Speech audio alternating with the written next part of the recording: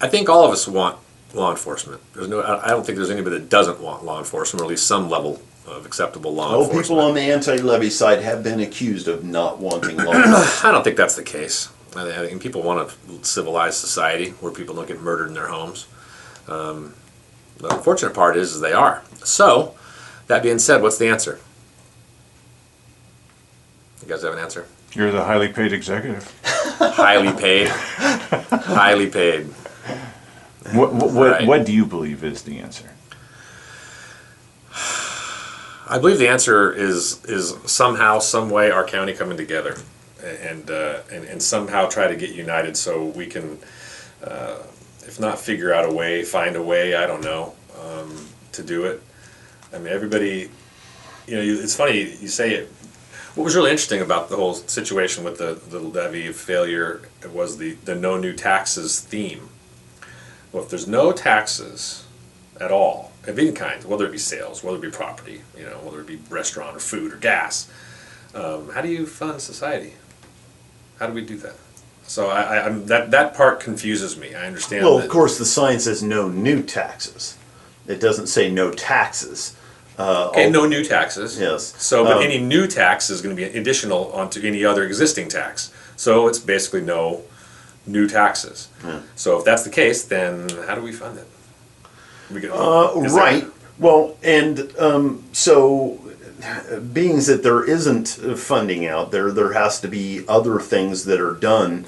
Are you doing anything with some of the neighborhood watch groups, like say Gunter Ambron's people down in Cave Junction? Do you I haven't done an anything. outreach I haven't with done anything in the past couple of weeks as far as that goes. This has been. The last couple of weeks have been pretty crazy. I had a shooting out there in Selma where a guy was shot, and then we had the homicide and the double homicide. There was a rape out there in Selma. So I've been honestly very busy unfortunately, trying to address those fires. And when you're short-staffed like we are, I was out on the road. And Do you think there's a future benefit in working with these people? Because of course. It doesn't look like greater funding is on the horizon right now. Yeah. So, some of these people, and, some would characterize these people as armed vigilantes, and that they're actually a detriment to public safety. Well, an armed citizen, we go back to the whole gun thing again, and it's, I think it's a good thing, to be honest with you. I think it's a good thing if you have a group of people that want to protect themselves and their neighbors. I have no issues with that at all. I was just, as a matter of fact, I have a gentleman who does all of the firearms qualifications for retired law enforcement officers who don't have to go through all the same bells and whistles as other people do. I know that North Valley Community Watch just reached out to him to assist with some training as to what they can and what they can't do, and I think it's fantastic. A more educated group makes for a better system, and I still have every intention on reaching out, but it's just crazy. It's just been crazy. You can only imagine. What are some of the potential pitfalls with working with citizens who wish to be on a neighborhood watch? What do you need to be especially aware of when it comes to working with citizen law enforcement types? Well, law enforcement and citizenry are really two totally different things per se. It's okay for you to protect yourself as a private citizen, and you have to, you can, as a citizen, you can only make an arrest if the incident or offense occurs in your presence. So that's really important. People can't just nab somebody that burglarized a house, maybe, or they think burglarized a house 2 or 3 weeks ago. They can't do that and try and provide them or produce them to a magistrate. Well, that's key. It is. It's very important. It's very important, but people don't understand that. So that's why I talk about it's in this litigious world we live in. If people are taking the law into their own hands or try to, it's going to go south on them. They're going to get sued civilly, and they're going to get sued big, probably, or worse, hurt. So I think the best idea is to have to be the best witness as possible, and then contact the sheriff's office, contact 911 if there's an issue that needs of that amount of urgency. Even off-duty officers are trained to, in certain circumstances, be the best witness that you can and not necessarily intervene. It depends on the situation, of course. Life-threatening situations, certainly they're going to intervene. But so that's kind of my request of the citizen and the citizens groups is just do the best you can to be the best witness you can. That way, it's you can report that to law enforcement. But if action has to be taken to save lives, then so be it. What in Oregon, what is a citizen's arrest? What does it really mean? Well, it means it means one citizen taking a person into custody.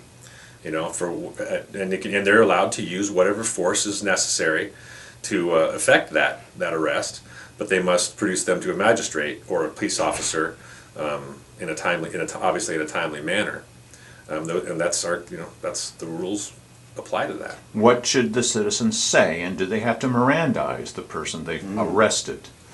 They're not going to get into, I would not assume they're going to get into a lengthy investigation. That's for the law enforcement officers to do. They should certainly inform them that they're making a citizen's arrest. That's all they need to say is I'm making a citizen's arrest, or do they have to read them the Miranda rights? No, Miranda has to do with questioning. You have to, if they're going to be interrogated, if you have police, interrogation, and custody, those three things, then you have to read Miranda. So police is not even in there, so they can talk to the person all they want for that, but they're in custody, mind you. So What happens if somebody does a citizen's arrest and it's completely improper? What happens then when the sheriff arrives at the scene? each situation would be evaluated differently as to whether or not a citizen's arrest was effected properly, and that's the scary part for me. That's why you're best off just being the best witness, because you can potentially face not only civil action against you, likely would, but you could potentially face criminal action. Yeah, false imprisonment, things Kidnapping, of that things like that. So it's a real thin line, and to be honest with you, I wouldn't want to be the one on the wrong side of that. How could you possibly avoid false imprisonment, if that's what it's called, or kidnapping charges, if you've detained somebody and slapped cuffs on them or a zip tie or something? How could you possibly avoid being accused of that and having it stick? Well, say somebody walks up to the side of your car and starts busting out your windows with a stick or a rod or something, you detain them. That's obviously a crime was committed. The problem is when you get into those little gray areas. Mm-hmm. That's where you need to be careful. That's where citizens need to be real careful. So your neighbor is screaming and saying, "He just assaulted me, my husband did." And as a good neighbor, you go over and you listen to what she has to say and believe her. Yeah, that's not that's not a time for you to take any action. Yeah, domestics is one of the most dangerous things there is. Yeah. So a lot of ifs. That's why law enforcement's, and all these things we're talking about here, there's so many variables and there's so many ifs or whats and the training that law enforcement officers go through, and that's why it takes that long, because there is a fine line and that little bit of a gray area in almost everything that law enforcement officers do. So that's why it takes the 12 months to get a brand new person up and running, or somewhere close to there. In summary, what's the biggest misperception in your mind that people have of you as the sheriff and the sheriff's department in general? What do they need to know? How can you set the record straight? What concerns you the most about people's perception of this job? We're on their side. I want them. We are on the side of the citizen. We are here for them. We are conservators of the peace. That's what we try to do. I think it's so unfortunate. There's so many incidents out there that get the mass media blow up, as far as Ferguson and other shooting where the officer shot the guy in the back, and which was totally wrong.